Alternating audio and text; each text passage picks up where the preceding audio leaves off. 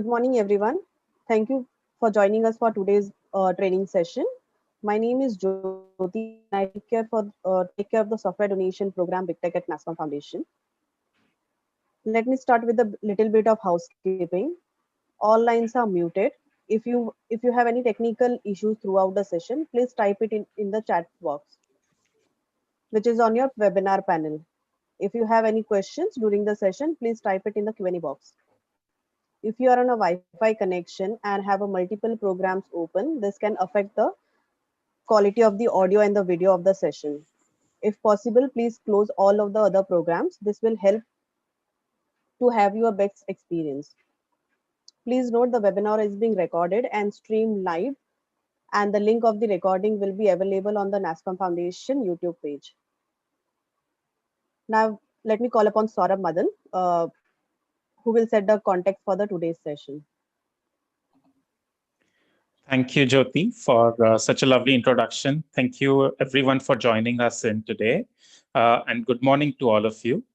Nasscom Foundation, as you all know, is the social arm of the technology industry body, Nasscom. And we work with the industry to achieve our goals of social transformation and impact through technology. Jyoti, if I may request you to move to the next slide, please.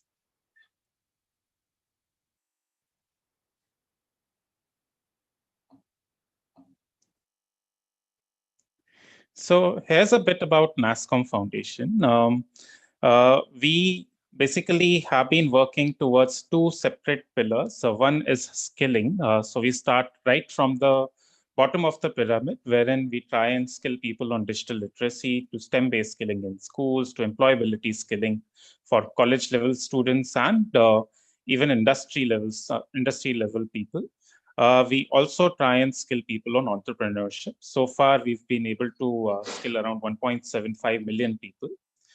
Simultaneously, the other pillar is Tech for Good, wherein we kind of are the thought leaders for Tech for Good and the CSR for the industry. We also, this is one of the things why we are here today also, we try and help non-profits in their own digital transformation journey, and try and provide them with various different software solutions, to some consulting as well. We also try and help social enterprises to scale up, and we ourselves also are able to create a few solutions for social good.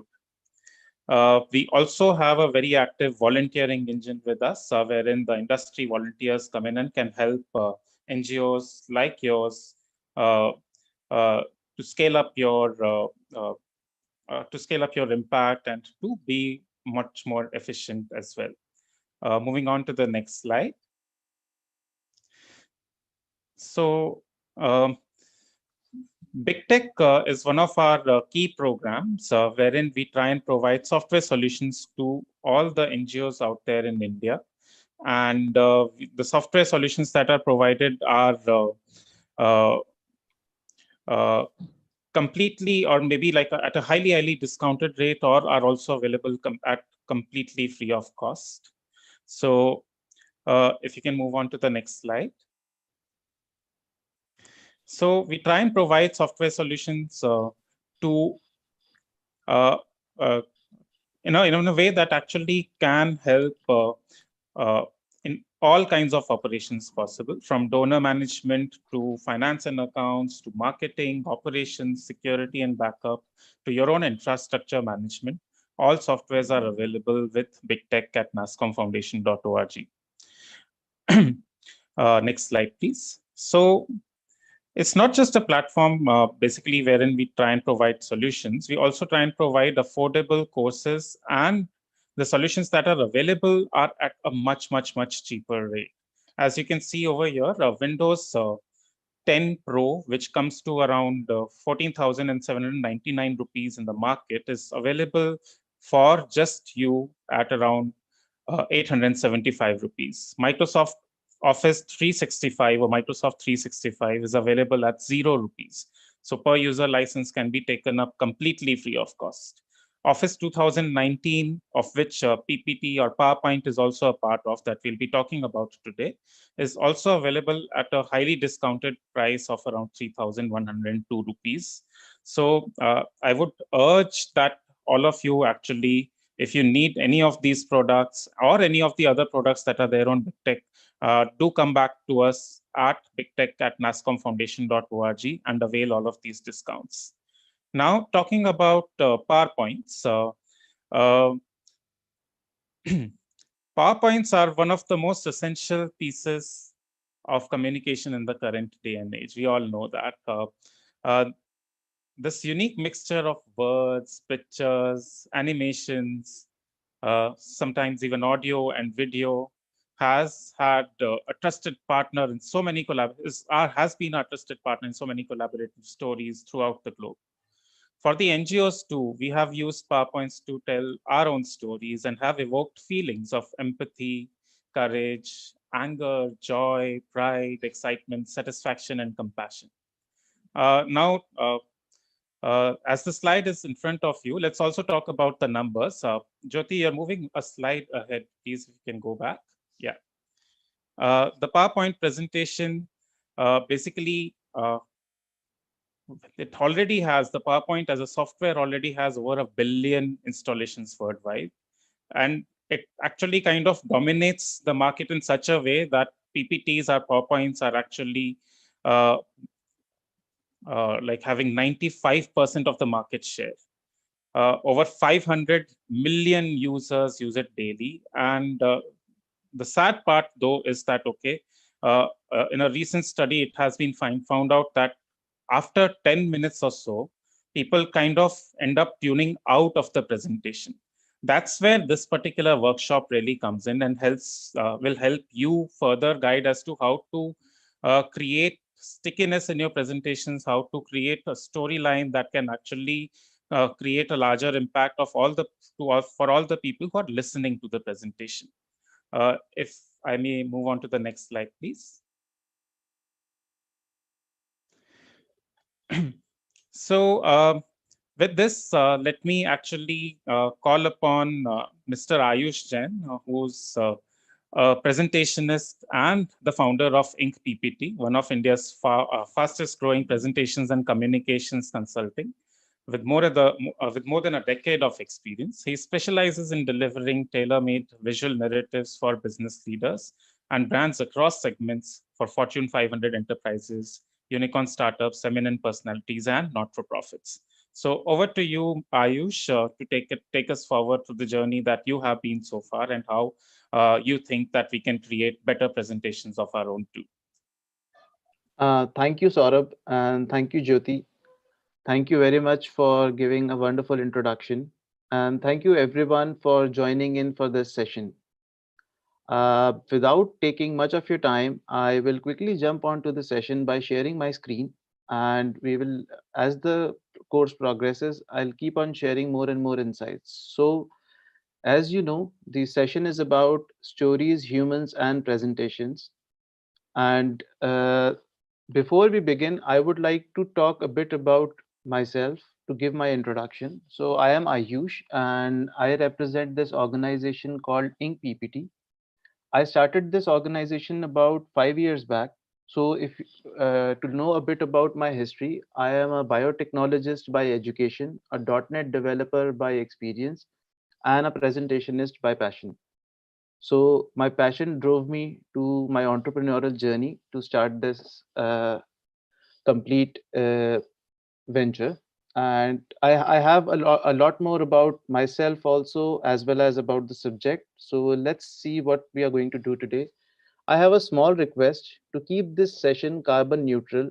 If all of us make a small attempt for a minute and turn off any light or a switch which we see around us is not useful, because these days with so many millions of sessions happening virtually every day, there's a lot of carbon emission which has increased because of the increased utilization of servers and across the globe.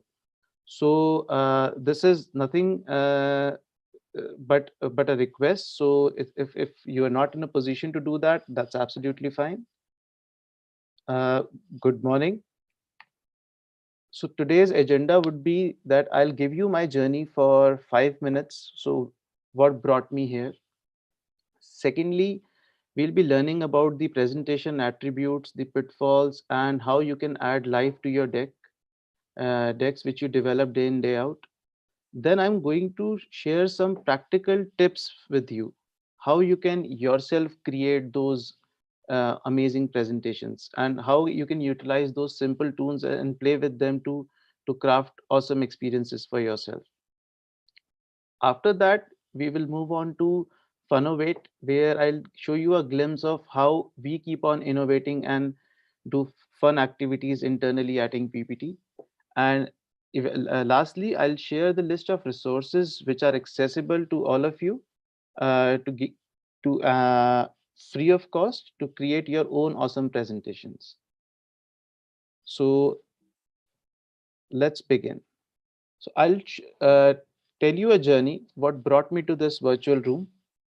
So the story starts back in 2004 when I was living a very joyful life and had no idea what I had to do in my life. Until that awkward moment arrived in my life when which happens with almost everyone, when your parents start asking you, what do you want to do in your life?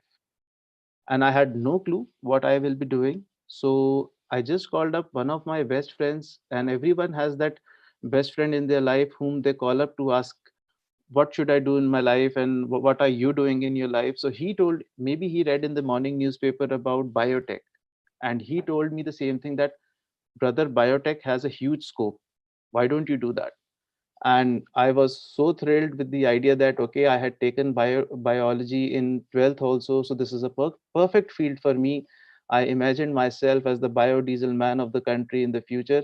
And finally I enrolled in a course in a JP University of Information Technology, which was in Shimla. I chose it not because of biotechnology but more because of Shimla, because I knew that I'll be staying there for 4 years. It'll be great fun. 6 months into the activity, 6 months into the course, I realized I cannot sit in the labs and do the experimentations. But since my parents have invested so much of their hard earned money into it, I could not go back and say them that I don't want to do it. I passed on my 4 years and gotten recruited at Infosys, where I moved to Bangalore, Mysore, and did my training and started coding. Now, I realized maybe in a week's time that coding is not my cup of tea. I started copying code from Google, but made sure everything worked as it was expected out of me. Finally, within Infosys, I was exposed to the world of presentations when I joined the pre-sales team in November 2011. That's where I realized that I have a true calling for design and presentations. And in March 2012, I decided to quit Infi and join a brand consultancy in Delhi. In 2012, from 2012 to 2015, I was a brand consultant at an organization called Brands of Desire. And 2014, while in 2014, the idea of starting a presentation company started brewing into my mind when I realized there is no service provider working in this front. While this is a very, very important aspect of communication, and nearly 35% of a brand's communication is through presentation. So finally, in 2015, I had the courage to take a flight for this particular venture. And 5 years in 5.5 years into it, this has been a hard but a very promising journey. We have so many Fortune 500 clients. Our clients love our work. I see them presenting with confidence. I see their decks getting becoming awesome. I see what excites me is that their success into their avenues, and that's what keeps all of us at PPT going. So this morning I got ready for this session, and here we are. Now, this entire workshop and whatever learnings I'm going to share with you, all have been from inspired or learned from the true activities and events. Nothing has been taken as a textbook knowledge just for the sake of presenting. Everything, if I believe in it or if I have done it, then only this has become the part of this session. So let's jump on to directly onto the first leg of the session, which is attributes of a successful presentation. Every presentation has four different legs to it. So according to me, if we have to make a presentation extremely successful, it should carry four traits. It has to be clear, it has to be memorable, it has to be simple, and if it can be emotional. So let us see what I mean when I say these four words. Starting with point number one, clear.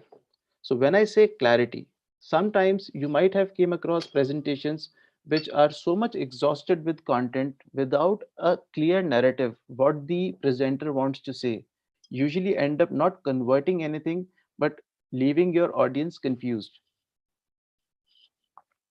So the very important part for making any presentation is to identify the big idea.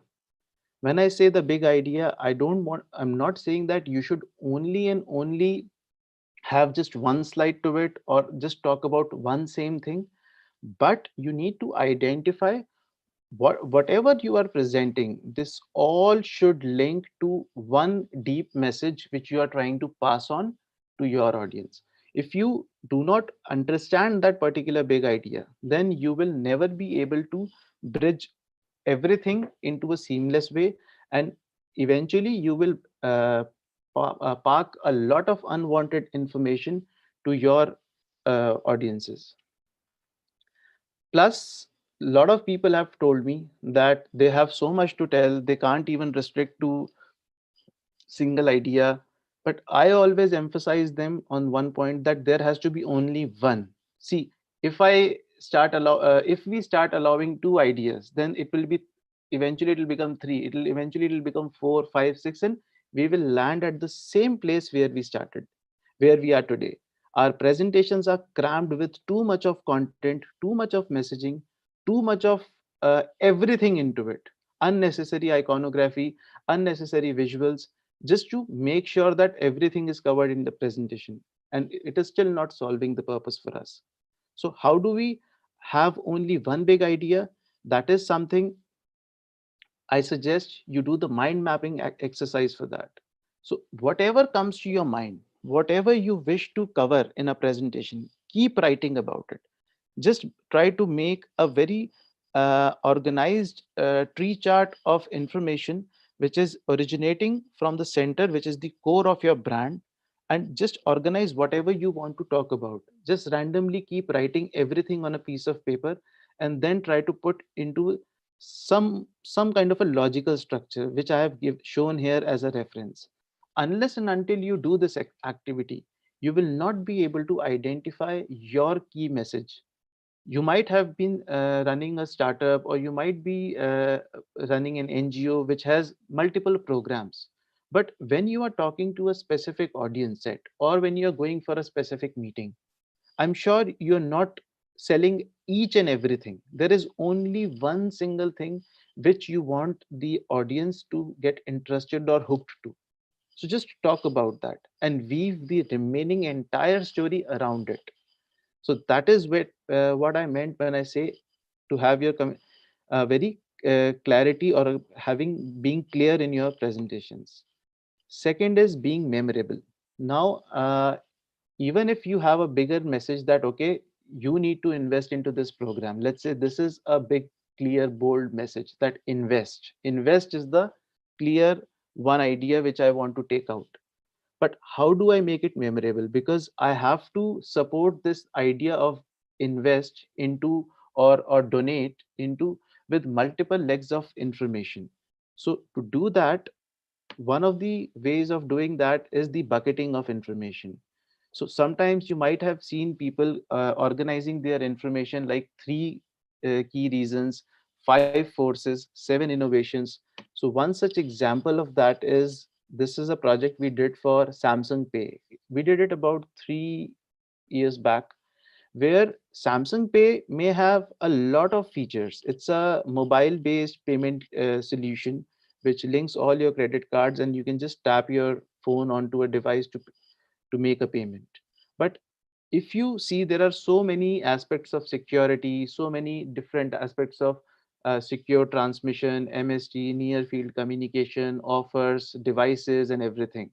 but it all gets summarized. Everything summarized gets summarized into three buckets: simple, secure, and everywhere. And it is very easy for anyone to memorize these three words: simple, secure, and everywhere.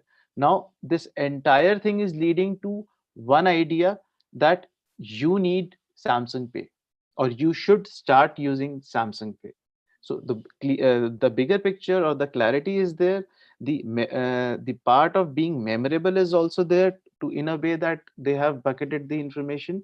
So it makes uh, the audience who is seeing it for the first time, it makes the entire information for them to be a little absorbable in a simpler way. Very important. Second leg of being memorable is to organize the flow.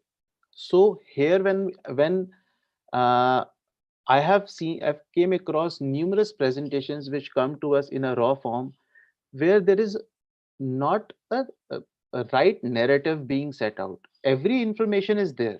Every single information which we require about that particular organization or anything which needs to be communicated to the client is there, but it is not there in the right sequence. So the way I recommend doing that would be to describe the problem first, which you are trying to address, and then you unfold your solution. You show the reality first, and then you sell the idealism. You show the discomfort first, and then you sell the comfort. So if I go with a this natural narrative or a natural pitch of making people aware of where they stand today, and then selling an idea of being at a place where they want to be, if that is then that is a very natural way of narrating or making yourself memorable. If you remember Modi ji's campaign of Achhe Din Aane Wale Hain, so that was the idea that people know where the entire subconscious activity behind that campaign was: people know that they are in problem, whatsoever problem, and we all live into the aspect of future that tomorrow will be better. So he sold on that proposition without talking about your current problems. He know that anyone in on this planet, if we ask them they have a problem, they will figure out something, that they have a problem with X or Y or Z or something else. So selling the proposition of a promising future is what worked for him. So same way, if you talk about in your presentations also, if you describe the problems first, or if you and then you slowly unveil that what exactly you did to resolve that problem, eventually who all were involved in doing with you to do that, and what eventually you have offered or you have onto the table to solve it, and how it has benefited in the past. So that becomes a very natural way of organizing your slides. Another way of making things memorable is to weave them into an abbreviation. So let's say an organization who's undergoing a transformation exercise, and the CEO wants to talk about that, who each one of us who are coming to the organization, each one of us who are waking up every day and making their way to the work, have to change a bit, have to realign themselves to the new vision of the organization if we have to be successful. So the way and in that presentation, if he is giving in a town hall or something, he might be talking about 50 elements, but how do he make sure that people connect and stay connected and still remembers what he said? So one of the ways of doing it is to put them into an abbreviation and give a meaning to it. So something like, let's say he says, future is exciting if we are ready to change our path. Now path becomes that the baseline of the entire narrative has been changed from the idea that we have to fundamentally change our direction. Now to do that, we have to change our purpose. Each one of us have to reorient our attitude. We have to leave back the old traditions, and we have to hope for something different in the future. And maybe the CEO might want to talk about them in detail and have ten slides each to substantiate what he means by the attitude which he wants to drop, or the traditions he wants to change, or the hope he wants to set. But weaving that entire story in a way that the larger message stays to the audience is important. Third part. So we have done simple, clear, we have done memorable. Now entering into the simple, like a lot of people feel like start talking when they come to us for presentations. They talk to us in number of slides, that we have 15 slides which we need to design. How much will you charge? What will be the timelines? How are you going to do it? All those sort of questions. My consulting or my advice to them is always that do not restrict yourself to the number of slides. You tell me what all you want to communicate, and let us analyze and come back to you that what is the best way of doing it.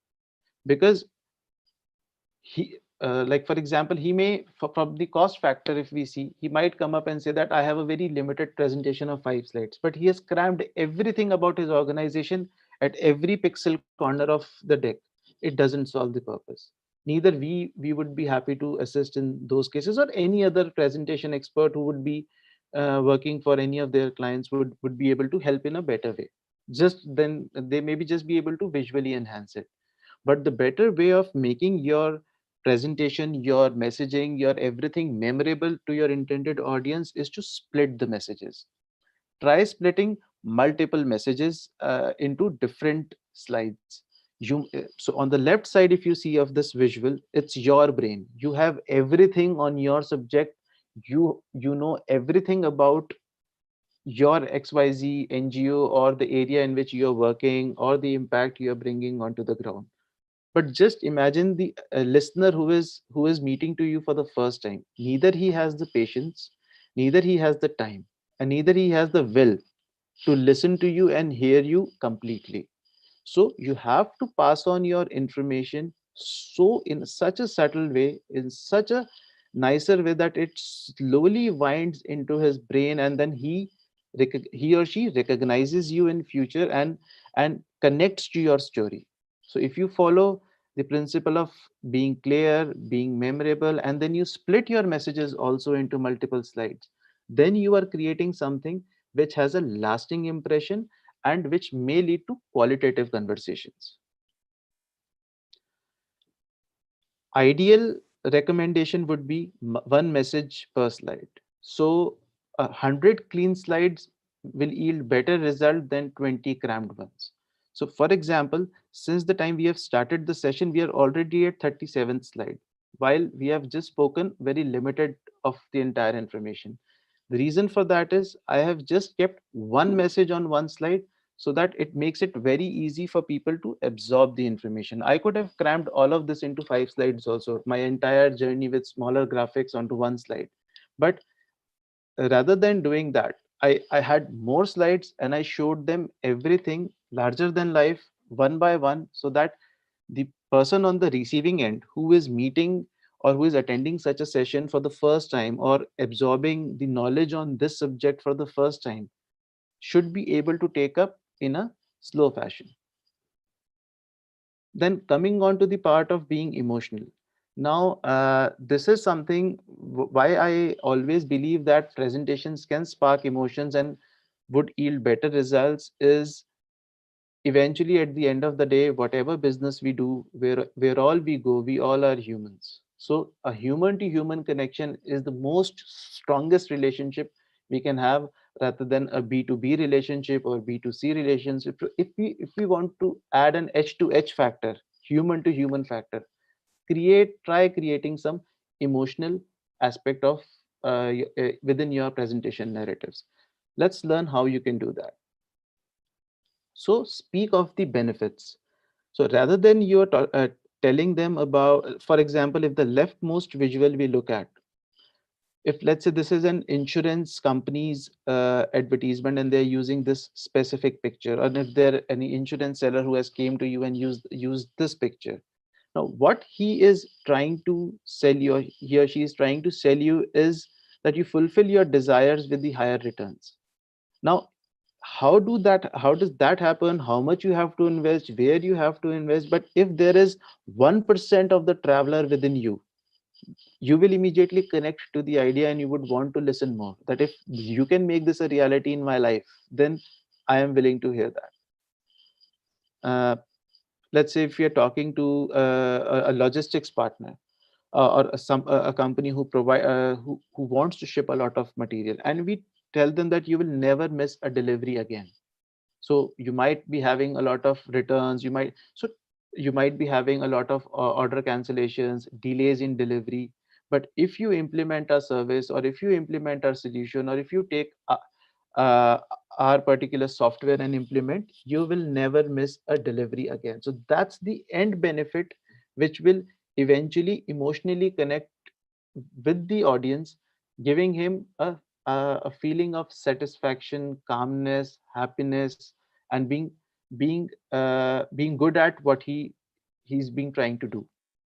And then maybe, so the extreme last picture could be around anything. It could be a air purifier, it could be around any fragrance, or any particular thing which eventually leads to this kind of uh, experience. So you might be seeing a lot of these principles being implemented in advertising already. Yeah, so that's they are the ones who started this.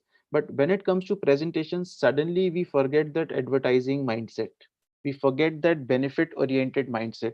All of us might have seen uh, uh, car advertisement showing car running across those highways where there's not even a single other car apart from yours, and there's not even a single human being. I have not encountered a single road in my life which offers me that experience.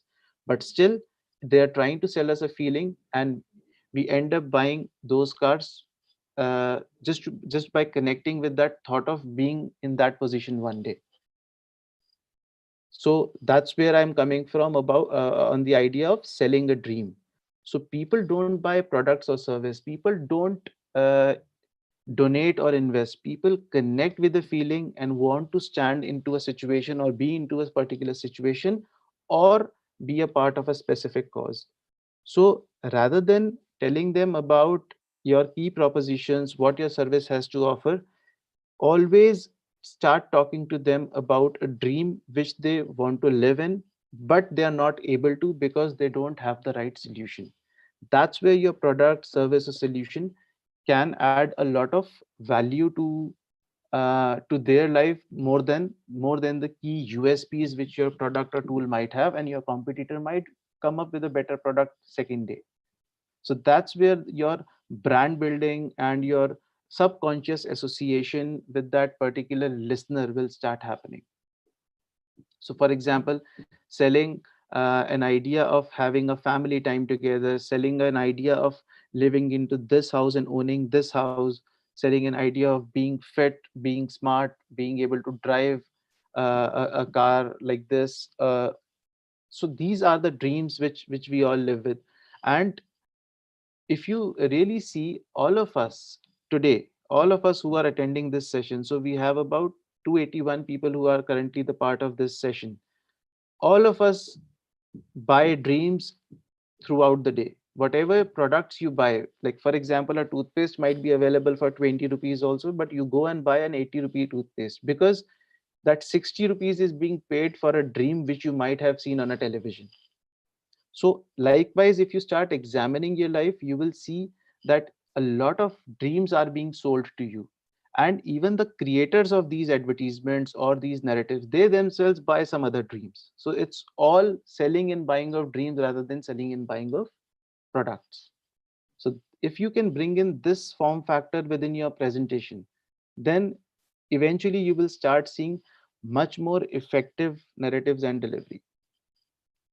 Then coming on to the idea of associating true events into your presentation, that can also spark a lot of emotional quotient in the and they can an emotional wave of emotions into the eyes of the audience. So for example, uh, this left visual is being taken from History Channel, and this gentleman, which one of the English soldier did not kill him because he was all alone without a gun. He left him unharmed, and this gentleman later became Adolf Hitler, who killed several million people.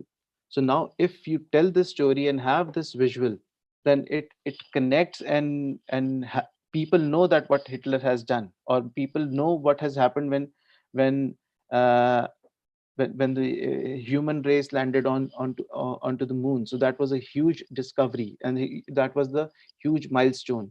So anyone in your audience could connect to a lot of live events which are happening all around us. So these could be of anything, like coming up with the first iPhone. That particular moment changed the entire course of smartphone history, which we had all of us had seen so far. And there are so many moments and stories around us which could be common between you and your audience, and if you try to bridge that story into your narrative, then it could lead to a fruitful conversation and an impactful presentation ahead. So now, so we have covered all four attributes, which is clear, memorable, simple, and emotional. Now, talking about how we can add life to the presentations. First, very clear funda, very simple, keep it jargon free. Try to keep it as much jargon free as possible, so that people don't get confused, or people don't see, or your audience do not see themselves much lesser in terms of their understanding in front of you. So if you keep it simple, they will feel connected, they will onboard with you in the entire learning journey, rather than feeling a little, uh, I would say, inferior in a way that we don't know that much. That may be a art of selling, but over a time, simplicity has always have started taking have started moving ahead by leaps and bounds. Also, another important piece of suggestion: most of us are usually in the ideas that are in the habit of living in the world of first drafts. So whatever the first idea comes in, we jump onto it and implement that. So we should think of every idea which we should always take a pause on the idea. When we have an idea, think about it more, brainstorm it, do the mind mapping. You might have many more ideas coming out to represent your content, to imagine your presentations, to design your slides, to build the narrative. So the most common way, if I'll talk to you about innovation, would be to have a bulb, like say, or a picture similar to one which I have already placed, because this was the first picture which came to my mind when I thought of the word idea. So that is the reason that, and this doesn't look fresh. This looks a very stale picture, which is you can see in a billion decks out there.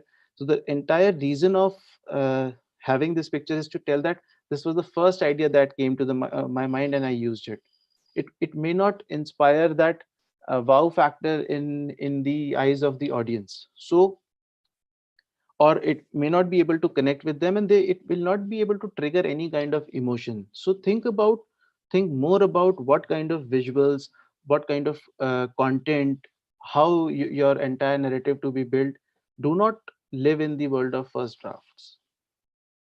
Then another way of adding life to your presentations is metaphors. So for people who may not be knowing what metaphors are, we usually see a lot of objects and subjects around us which we have started forming or giving some sort of meaning to.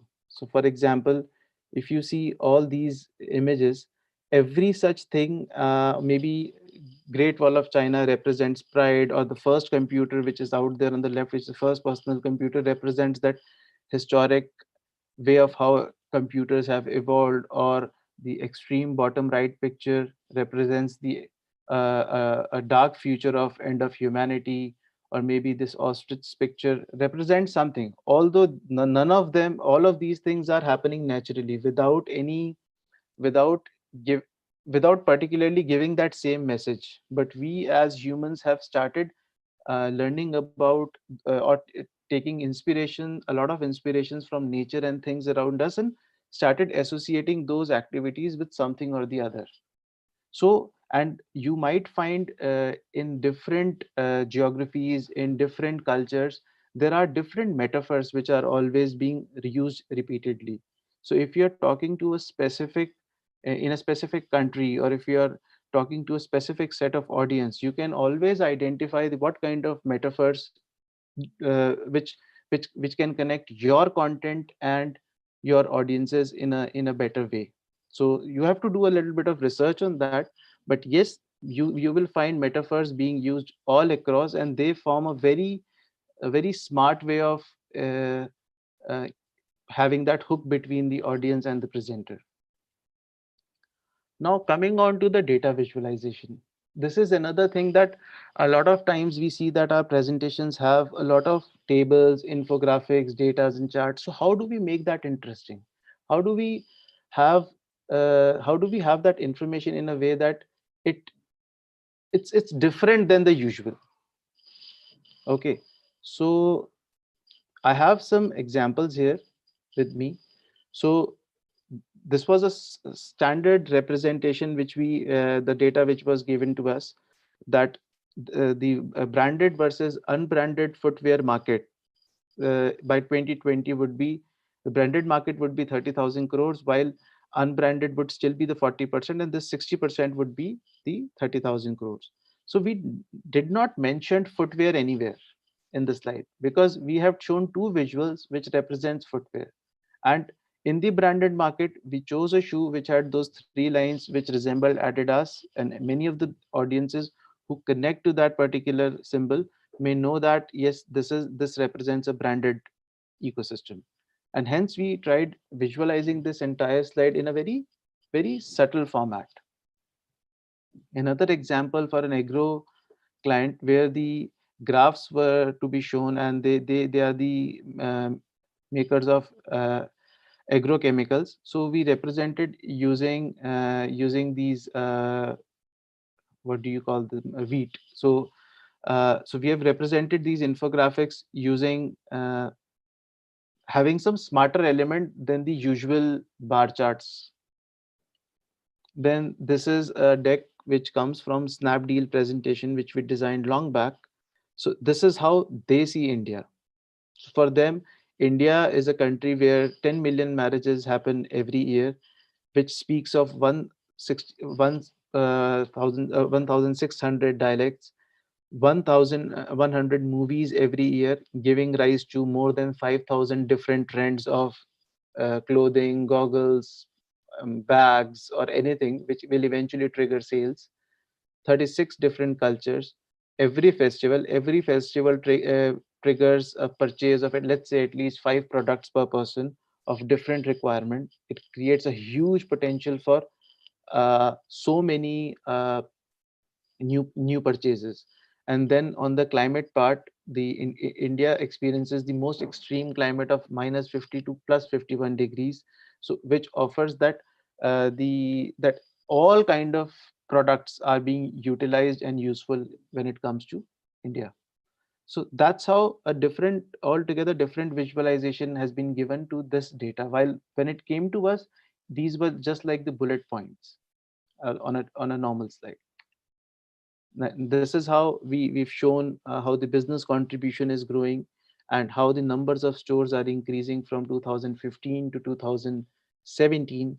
And that's how we can have some, if we want to show that there is an organic growth in the revenue or organic growth in the business, then we have taken a resemblance of a we have taken an infographic of a plant to do that. And when we are showing stores, so we have tried showing bar chart with multiple store icons piled up onto it, just to add a little bit of visualization to the entire data. Now there is another kind of concept presentations which we do. So we are towards the end of the theory part, and after that we will take some Q and A's, and then we'll move on into the practical exercises. So long scene presentations. So I'll show you an example. I usually call them panoramic presentations. So what is the usefulness of a long scene or a panoramic presentation? Is it is useful for connected and volumetric data.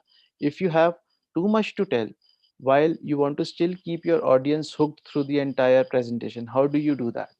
Then if you have an multi-step information, then that would be useful in those cases, and it will eventually help you show a bigger picture.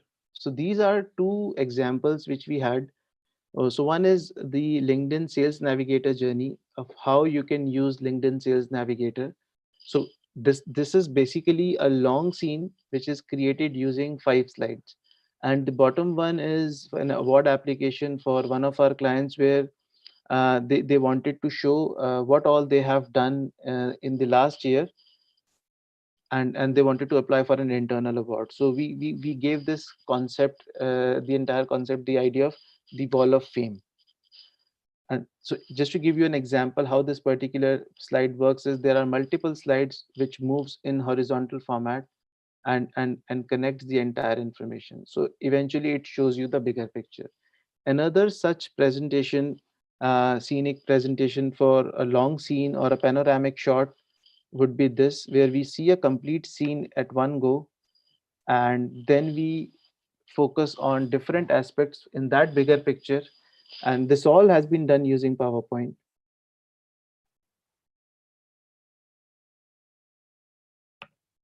And then we are zooming on to some other part and showing some other relevant data points which connects to that story.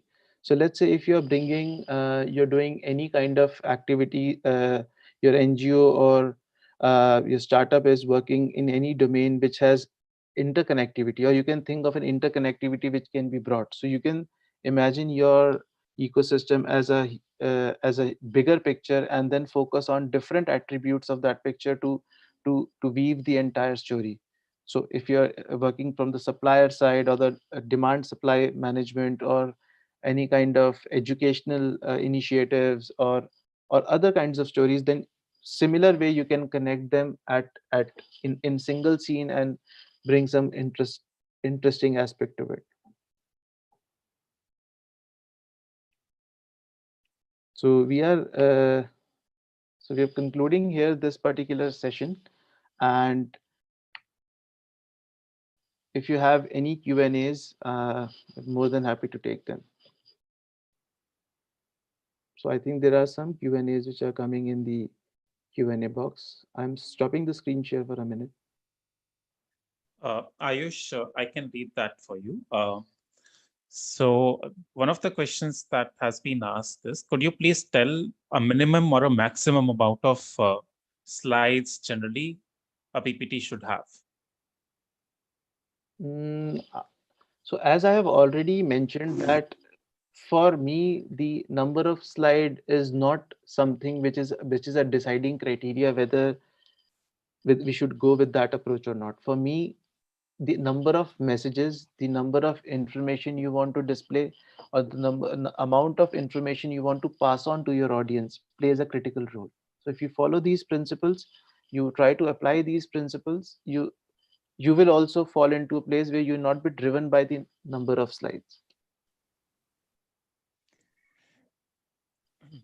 Another question that has been asked is, how do you treat a presentation that is mostly in numbers and datas?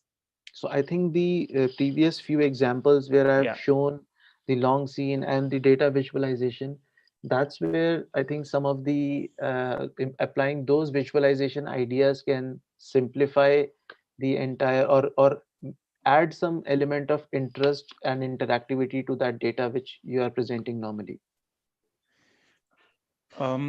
Another question that has come in is, how do you create animations that you have actually showed in the last few slides? So, in the following part of the session, I'm going to show you a few simple tricks of how I am doing that part, and then I will bring you back to this same example to show you how I have done that one. But obviously, this has required a lot of hard work and a lot of repeated expertise into the tool. But I will start with the basics first, and see how you, and then leave it up to you where you can take it from there. So I believe you'll also talk about the panoramic slide view, because there are a couple of questions asking for the same too. We can come back Yeah. to that. In the tricks part, we have not covered that, but I'll specifically talk on that. Okay, so there is another interesting question. When you deal with a new phenomenon like blockchain, cryptocurrency, fintech, uh, Mhm. you got to use some jargons, right? So in that case, how do you strike the balance between using jargon and not using jargons? See, there are there are some industry specific words which you cannot ignore. For example, if I am talking about marketing, I cannot ignore the word brand or experience or engagement or interactivity or visual enhancement. These are the normal words which forms the I would say a dictionary of the subject. So if we are working in the domain of fintech or cryptocurrency, there is a dictionary which yes your audience would understand, but on top of it people start building a lot of different jargons which which they started coining as their own way of putting that information out, and only they knowing it, and making the entire information complex. That is something where I want to say that we should restrict doing that. If you're talking about obviously on the subject of cryptocurrency, you have to explain them about the different technicalities of it, and there might be a standard name which has been adopted and given by the industry for it, so your audience would also be able to connect with it because they talk the same language. That is why you're presenting in front of them, or that is why it interests them. But thinking about your audience, you have to tailor down your communication in a way. Let's say, for example, if you have been given a difficult task of explaining the model of cryptocurrency to a class of which is filled with 100 students of 3-year old, you cannot use those jargons. You might have to tell them using the games which those kids play, that what exactly it meant by the concept of cryptocurrency. So you might still be able to explain them the idea, but in a simpler format. So there's another interesting question that has come up. You mentioned in one slide to sell a dream, and in another slide that you told about how you can link your presentations through true events. Now, Mhm. how do we relate both of these things together in one single idea? Relating them together would be difficult. So what I have shown you are the multiple ideas. Some may apply to a particular case, some may not. So for example, if you are selling, let's say, taking the same example of cryptocurrency, you may not have a true event which, or maybe something is very new to the idea, that a true event of that scale which can relate to that uh, concept would exist for people, you to connect. But yes, a dream of having a serverless ecosystem or something could or mining the virtual currency, or doing your managing your finances in the just with your smartphone and on the move, would still be available. So true in case of, so they may or may not work together, but these are the different ideas. And obviously whatever I have explained in these four pillars, and after that the ways of making your presentation interesting, you cannot apply all the principles into one deck, then you will not be able to meet your deadline of making a deck. So Okay, there's yeah. another interesting question, and Mhm. we'll actually start the presentation right after you answer the question, and then take on the questions later on at another stage. Then, so the Mhm. question is: there are times in this digital age where we Mhm. would like to have interactive PPTs, where we ask questions to the answer audience, and then ask tips for that, and so on and so forth. Mhm. So. Uh, do you have any tips for that? Actually, that's the question. Honestly, I'd have to think a bit about it. I can come back to this question, that if you're having an interactivity based engagement, then what would be the different narrative? I would say, first of all, the simplicity of the language, so that anyone and everyone could understand your questions. Having short and crisp questions, where if you're taking a live poll and you are showing it a result to everyone live, if that's what you meant by interactivity, Then I think that's second part. Third would be on the visual part, that your questions should be bigger in font size, so that even if somebody is attending it from a mobile device, should be able to see the and read the questions and the options which you ask them to choose clearly. And secondly, lastly, the amount of questions being asked should be minimal. You should not keep on asking the questions, because after a point, the engagement of the audience goes down, and the or survey results start to show a fake number which may not exist, because people will start randomly choosing any option just to skip. So four pieces of advice for this one. Great. We'll have more questions, but let's take them once we are able to complete the session. Okay, sure. So going forward, we are going to talk about some PowerPoint tricks. Many of you might know them. Many of you might be knowing far beyond than these. But right now, I am trying to show things which each one of you should be able to adopt them and start using them. So for that, the material link should have been provided to you by now. Just a second. Let me see. So Jyoti, have you circulated this link which has the images which I am also using, so that if anybody wants to Uh, try it, yes, I am just putting it in the chat. We've just done that, Ayush. no problem, no problem. We've just done that. Yeah. Done. You've done that. Okay. Yes. So okay. So the first trick which I would like to show you is called image fragmentation. So let's say if I have this particular picture, and if in your folder also you will find this picture available, and I have this text, the next frontier. How would I communicate that with my design?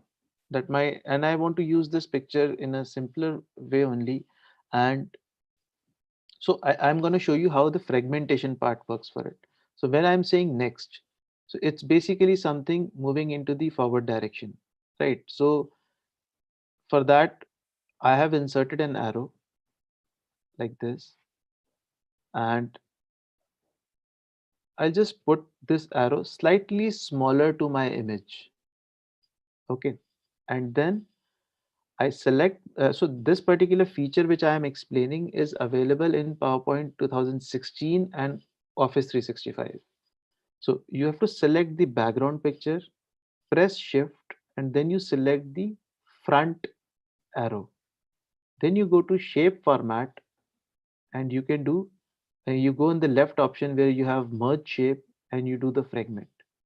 So the minute you do that, you can delete the outer picture, and then you have your image being placed in the shape of an arrow. Same way you can do the fragment with any other shape, be it circle, square, triangle, rectangle, hexagon, pentagon, whatever shape you want to insert it into. Now you can further treat this picture by, let's say, giving a blue border to it and increasing its width, and maybe adding some glow to it. So this is just a random thing which I am doing right now. But yes, obviously, once you start designing it a bit, you may have some more ideas to how to make it interesting. And so that's how I created it into something like this. Now, the idea is not to design this slide, but to explain you how the image fragmentation works. So I will explain that again. So let me reset this picture. You have to insert a shape. Let's say I have insert this time. I'll take another shape, maybe a plus shape, let's say, and you keep it towards the center. Now you select the background image first, press shift, select the front shape, go to shape format, and you do fragment. Or you can also do intersect. So if you do the intersection, the that outer image will come inside the plus symbol. Now if let's say you wanted to have more part of the earth being the part of this plus, but now you're not able to, so go to picture format, press crop again. You will see your complete picture which you can adjust in size, and you can bring it within the visual frame of your plus symbol.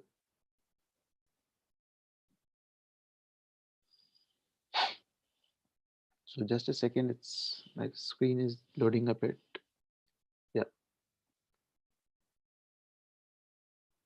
So that's how you've been able to fragment a shape in a specific frame, and then you can do any kind of treatment to this particular frame. So this is the first trick which I wanted to show you. Second is this. So I'll show you how this has been done.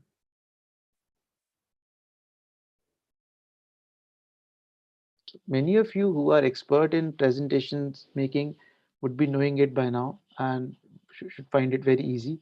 But this creating this kind of an effect in PowerPoint will take hardly a minute if you know how to do it. So I'll show you how it has to be done. So take a new slide. There is a picture. This is the original picture which you need, which I have also supplied to everyone in that link. So this is the picture. Make a duplicate of this picture. Just copy, paste, or do Control D.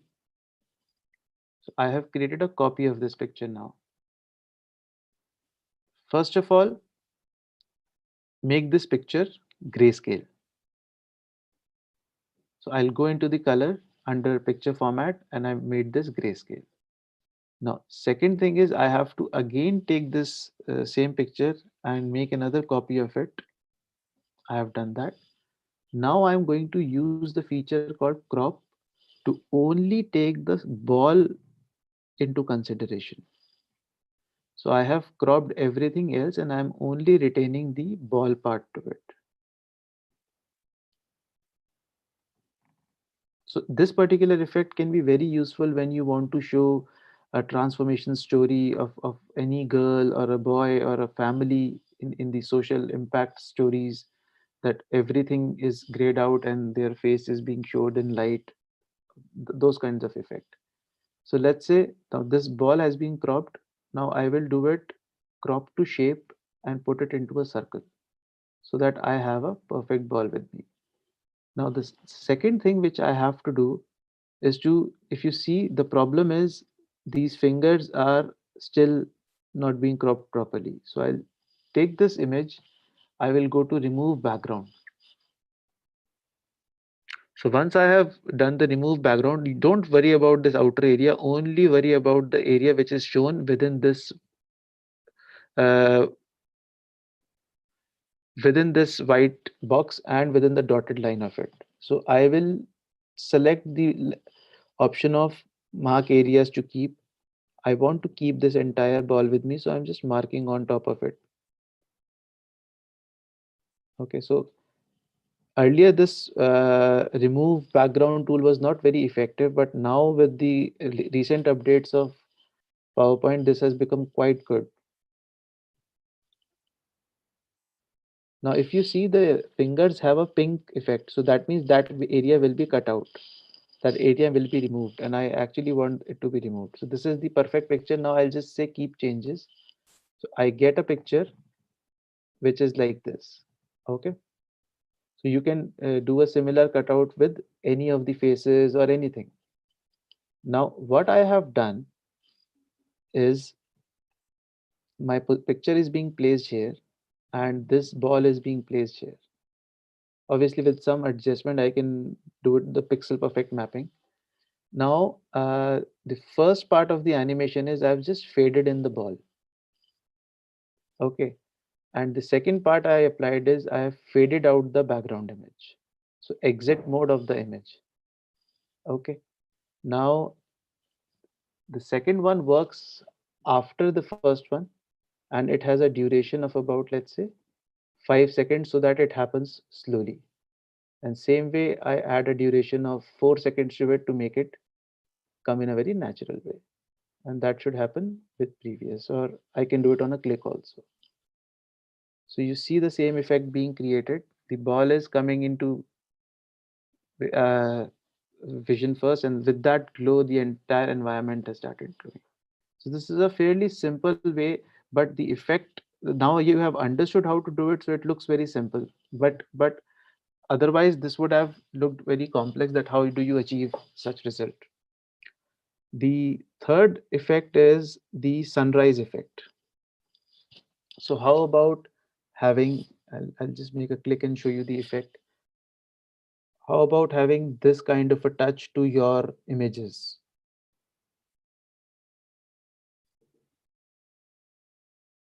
I will show it again.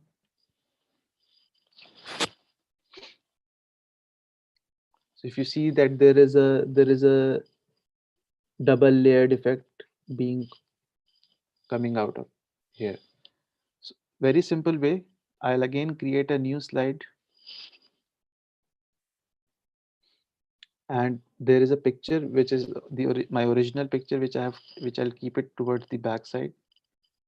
It's here, and I don't need anything else from this slide. I'll just go to that slide. So this was my original picture, which I have already supplied to you under trick as by the name of trick 3. Simply duplicate the picture. I have duplicated it. Go to picture format, make it grayscale, and I just want to add it, add an effect of night to it. So I'll just make it more darker. So let's say I've done it like this. So it looks more like a night shot to me. Now, only thing I have to do is I have to apply a fade out transition. So now if you see, maybe I make the duration to 4 seconds.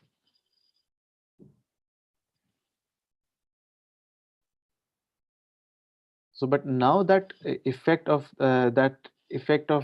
slightly that effect which was coming around trees. So the way which was coming in the original image, uh, this kind of an effect, that particular effect is missing. I'm forgetting the name, how what you call this particular effect. So if you want to give that double layered kind of double exposure kind of an effect, then how do you do that? So for that, it's a simple activity. You just need to click here. So one, you have already added an animation, right? So an animation is already being applied to your uh, slide. Just a second. Now what I need to do is on the same image which is fading out, I need to apply grow and shrink. Okay. So this is now right now, if I double click on this, I see that it is growing by 150%. I just need to grow it by 110% and make the duration of it similar to the previous one. Let's say I make the duration of both of them like 8 seconds.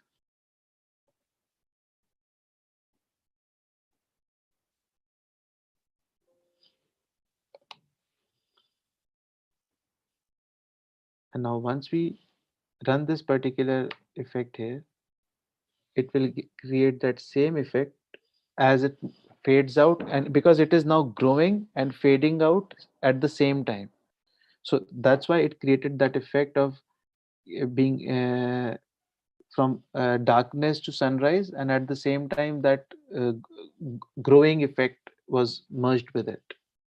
There are two effects being applied onto the same thing. One, it is moving, becoming invisible, and at the same time it is growing, while the background picture stays static, and it gives us that impact. Now, talking about another interesting addition, many of you might already be using it, which is morph. So I'll quickly explain you what morph is. So morph is a very simple way of applying animations when you don't need to actually apply the animations and want the animation to be applied themselves. So how does morph work? So morph sees that you have two slides. So you cannot achieve morph in a single slide. So the object, same object has to be placed on two slides. So if you see, morph sees that, okay, there are 5 elements which are on this slide, and on the next slide also there are the same 5 elements. And what is the relative position? So the technical support box has grown bigger in size, while the fast service monitored user prediction and efficiency, the last box has shifted slightly towards the right.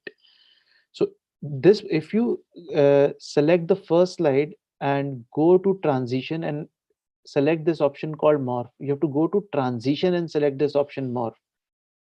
It will automatically do the animation of bringing from this state, which is state 0, to this state. So let me show you with an example. Let me show you how we have done it. So let's say this is the state 0. And in the next slide, I had increased the size of the technical box and moved the faster service to the left and monitored and all others to the right. So the grow effect, the motion effect has been done automatically when I have applied morph. There is no animation applied on any individual element. Now let's say I want to squeeze down the technical support box size and increase the monitored one, the third one. And I have applied morph to this one also. The subsequent slide will automatically, you will start seeing the animation. So let's say if you're talking about 5 services of your business, you can actually talk about one by just emphasizing them so that the audience knows that you are currently explaining the central service. And at the same time, with using morph and other effects, you can keep the other ones in grayscale and the one which is being talked about in colored format. So it's basically just the slide. There's no effect which, so if you see the animation pane, it's purely empty. There is no animation applied to any other element. It's all happening themselves. Only the transition of morph has been applied to them. So this is the fourth trick. Now coming on to the last trick, which is camera panning effect. So I'll tell you how this thing works. So let's say if I have this picture and I want to create an effect like this. This picture has also been provided to you. So if, as if a camera is moving like you see in movies, from the foot of the hill to showing the peak of the mountains. How does that happen? You can obviously do it by moving this particular image from top to bottom, but that won't give you this much crisp and clear effect, and that still requires some level of technicality. But with morph, you can do it instantly. How? Let me show you. So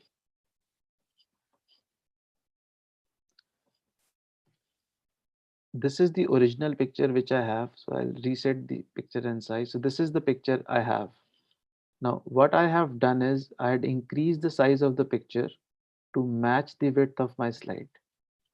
Okay. Now the second thing which I had done is I had cropped this picture. So morph works even after cropping also.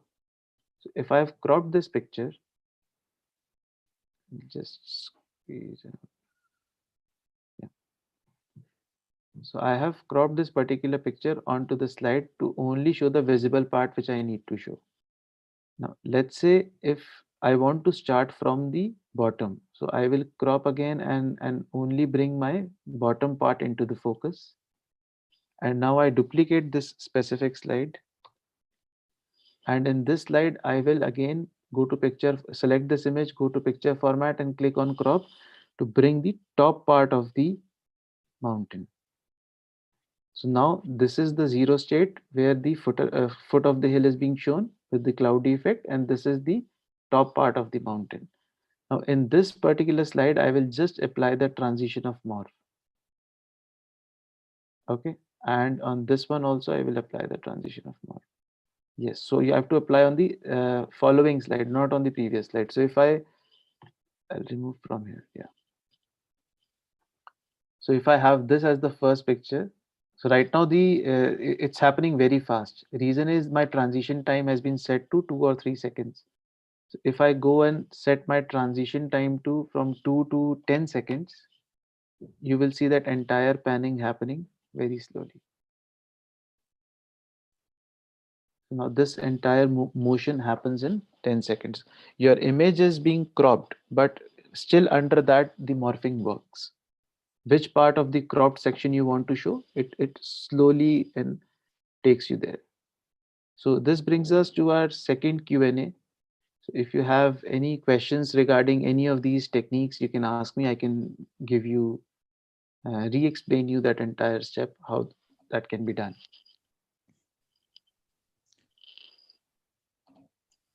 So I believe Ayush, we can actually continue till the end of the presentation and then take the Q&A at the last itself. Sure, sure. So, with that part, that brings in towards the conclusion of the theory part and the some practical tips and tricks.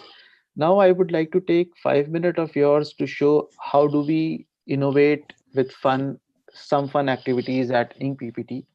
So one of the things which we developed is called mobile presentations, which was specifically developed for mobile smartphones. So anybody who is checking a presentation on a smartphone, this entire deck was designed in a way that you don't need to zoom into the slides to read the information. Another similar activity which we did was to create a plugin where we all curated all our icons from different team members which we are using on a regular basis in a single pool. In fact, this plugin is also available for every one of you to download. It's a free plugin, and so you have to go to, and it's been published on Microsoft Store. You have to go to Insert, click on Get Add-in. You can under My Add-in, there are the add-ins which are already there with you. Go under Store, click on type ink. You will find this particular add-in. Simply add it to your PowerPoint. It will come like this. You have to quickly create an account, and after that you see you have the complete access to that icon library, which we also use internally at times for our projects, and you can start utilizing it for your own projects and all the icons which are being provided here. So this tool also is a beta version, so we keep changing the look and feel of it. But if you go in the icons part and you go under all, you see all our icons being mentioned here. So let's say if I type flag, I do get a lot of recommendations because all these elements have been uh, custom crafted and added to the plugin, and all are completely editable in nature. So let's say I have downloaded the flag icon. So it has been inserted onto my slide now. And the best part about these icons is I can easily change its color to any color I want. I'll just zoom in a bit to show you.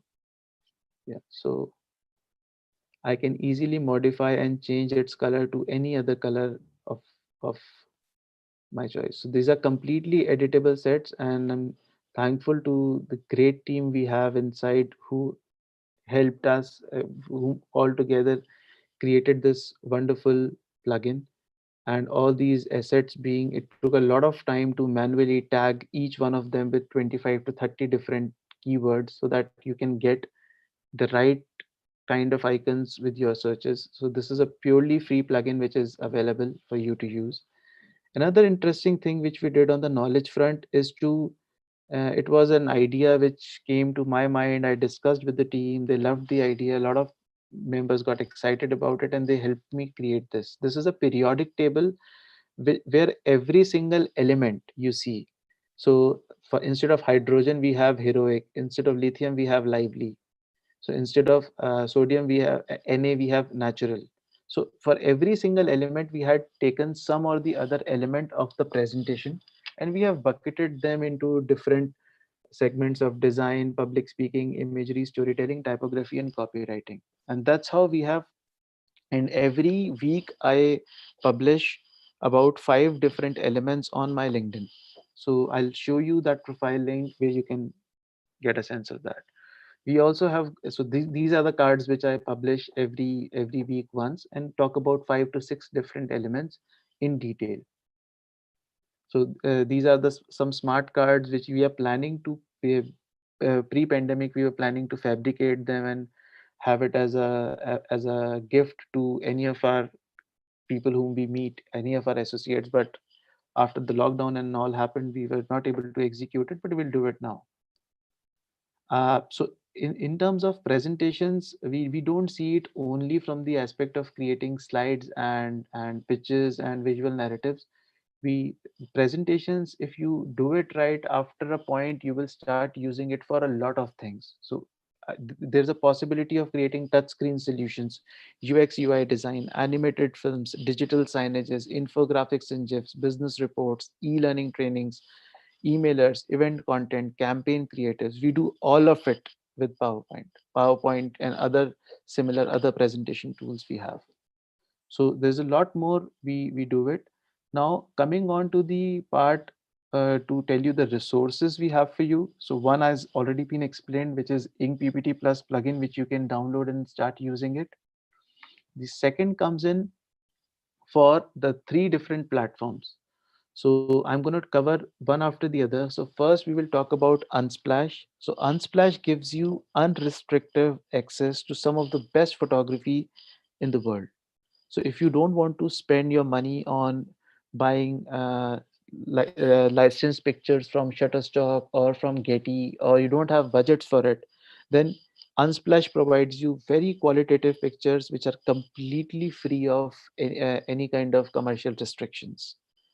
Then on the we also have another platform. This is our home platform only, which we launched during, this is a property of Ink PPT Discover template, which we launched in pandemic, because we started seeing a lot of requests coming in from people who used the computers for the first time, and they were really unaware of, like, school students who bought their first laptops to create their presentations and submit their assignments.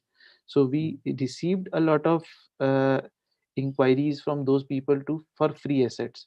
So we thought if we could do our bit of providing these assets in some or the other way, so hence we have launched Discover template. It gives you access to so many different templates, icon sets, animated icons, infographics. Again, the entire Ink PPT team works really hard to make it happen.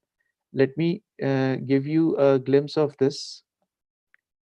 So under, if you come to Discover template, then this is completely free of cost. We don't even ask for your email IDs. If you want to subscribe to our newsletter, you can do that, but we are not taking anything in exchange, but to just provide you some awesome assets for everyone and anyone on the world to use it. We keep uploading new templates on specific days, also specific purposes also, and these are some good amazing assets. We also have some icon libraries for you to, premium icon libraries for you to download and use them for your projects. Then we have animated icons. So you don't, if you want to use any animated icon for your presentations like cryptocurrency, bitcoins and all, there are some assets available out there which you can download for free. So you, and then we have these business infographics which others might be selling it, but we have developed them in house and we are offering them literally free of cost, so that anyone who has entered into this era of making presentations due to pandemic, and people have who have been forced into this ecosystem of making presentations, can should not be restricted by the resources. So that was the intent, and entire team worked day and night to make sure that we rolled out from conceptualization to the launch in exactly 21 days. And third platform is Mixkit. It's a platform owned by a renowned Australian company called Envato. Many of you might have heard of it. This provides you a lot of good quality stock videos. If you want to use videos into your presentation, you can download them free of cost. They do not ask you for any IDs. Plus, now they've started providing more assets also apart from only videos. So this is another interesting source for you. Then I also keep sharing a lot of content in terms of what kind of typography you should be using, what are the typography combos, quotes which you should use in your presentation, color swatches, and other interesting inspirations and examples, and those periodic elements. So if you want to stay connected, you can obviously send me a friend request, and if you ever have a doubt, I'm willing to address that. So I hope a lot of us will get connected on LinkedIn, because that's where the only area where I personally publish a lot of stuff. So that's from my side. And if you have any questions, I'm more than happy to take them.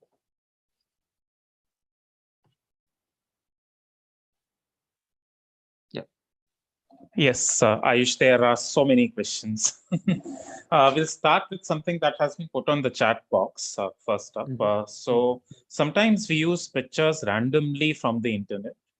Uh, will it be problematic for us? Or like, for example, will we run into copyright issues, etc.? Yes. Don't do that. better you take it from Unsplash, or better you write to the person if you're using it for a commercial purpose. And plus you have to get into the learning about the licensing part also, if it's a Creative Common license, or if there is a restricted distribution, geographic restriction. So better is that you go to a source where all the images being provided are followed under the same license. So Unsplash is one of them. We sometimes we also end up even do we have all the subscriptions in the world with us, but we also end up sometimes finding some relevant images on Unsplash. So that's something you can use. What are the different tools available apart from PowerPoint to create good presentations? Uh, there, so second to the PowerPoint would be Google Slides. Then if you operate within Apple ecosystem, or you have Macs at your offices or at your home or your personal machines, then Keynote is one more tool you can try out. But both the tools are fairly different in terms of their capabilities. So PowerPoint is being evolving for quite quite a few time now, quite long now. So that's very different in its representation and its usability. While Keynote has its own advantages, but yes, again, it is only restricted to Apple ecosystem. I have another question. Sometimes what happens is that we have to give out research papers and the number of slides are given as fixed. Do we have any tips as to how to make sure that these fixed number of slides can be utilized in the best way possible?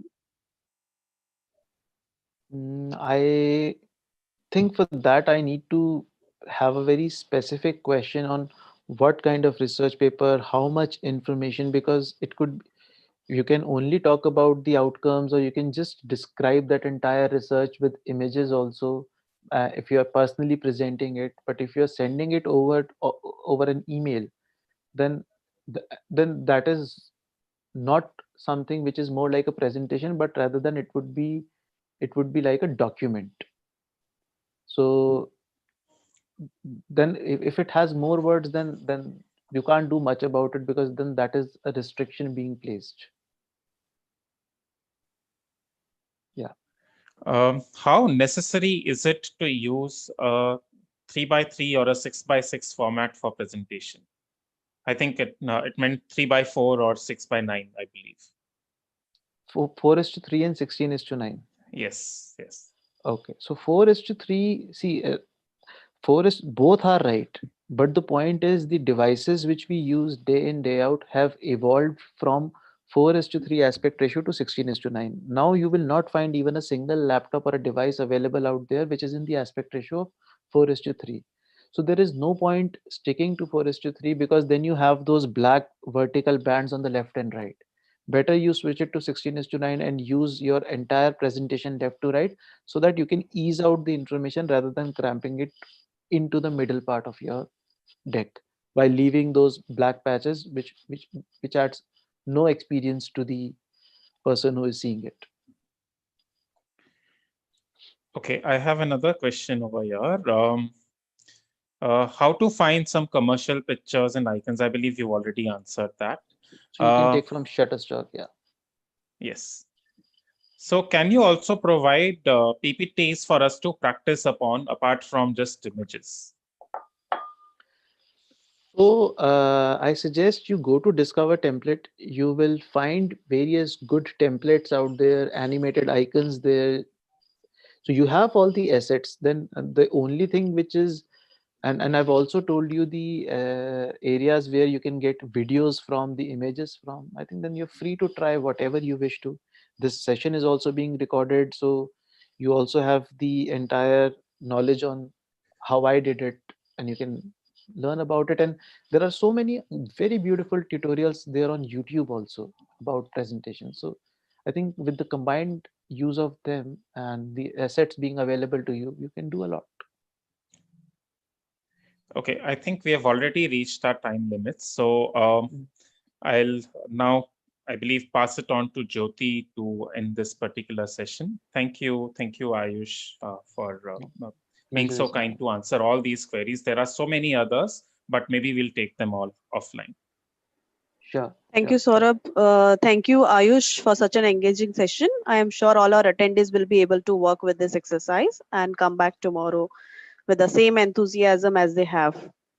Yeah, yeah, So we yeah. also having a storytelling competition for all our NGO friends, where they can share the story on digital transformation using any Microsoft products. Was able to change their lives and get featured into the Better India.